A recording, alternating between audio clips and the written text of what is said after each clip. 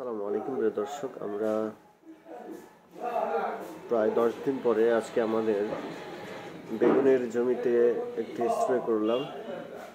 আর যেহেতু শীত চলছে, এই সময় বেগুনে পোকার আক্রমণ কম হয়, এই কারণে আসলে খুব বেশি স্প্রে করতে হয় না। তো যাই হোক, আজকে আমরা স্প্রে করলাম হচ্ছে অ্যামামেকটিন বেনজোয়েট, তারপর হচ্ছে ইমিডাক্লোরোপিড, আর আরেকটি ব্যবহার করেছি ডাইমেনশন।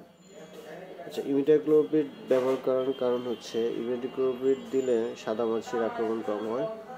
ডাইমেনশনটি যে ব্যবহার করলে এটি দিয়ে হচ্ছে আপনার শোষক পোকা যেগুলো আছে এগুলো দমন হয়, এবং অ্যামামেকটিন বেনজোয়েট ব্যবহার করার কারণে লেদা জাতীয় যে পোকাগুলো আছে এগুলো আক্রমণ কম হয়। আর সাথে আমরা ব্যবহার করি নিম তেল, যেটি ব্যবহার করলে ভাইরাসের ক্ষেত্রে কিছুটা কাজ করে। যাই হোক, এই চারটি আমরা স্প্রে করলাম।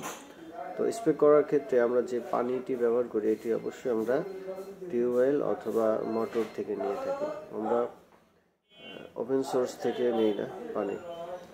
আর এগুলো ব্যবহার করার কারণে যেমন সাদামাছি এবং বেগুনের সবচেয়ে বেশি ক্ষতি করে সাদামাছি, আর হচ্ছে লাল মাকড়, থ্রিপস, এগুলো দমন করার জন্য নিয়মিত আমরা স্প্রে করে থাকি অনপেন এইটিসি, তারপরে ডাইমেনশন, ইমিডাক্লোরোপিড, নিম তেল, এগুলো আমরা পর্যায়ক্রমে ব্যবহার করে থাকি। আর যেহেতু আমাদের এখনও জমিতে বেগুন হয়নি, সে কারণে আমরা আসলে বেগুনের যে ফল ছিদ্রকারী পোকা সেই স্প্রেগুলো এখনও দিতে হচ্ছে না।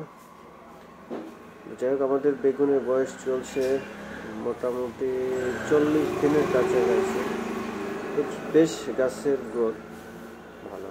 আর আমরা মাত্র একবার সেচ এবং সার দিয়েছি। তো এই অবস্থায় আমাদের গাছের কন্ডিশনটা অনেক ভালো। আমরা আমাদের গাছে অলরেডি কলি দেখা যাচ্ছে। আমরা যখন আমাদের বেগুন গাছে দেখা দেব তখন আমরা দ্বিতীয়বার সার ব্যবহার করব।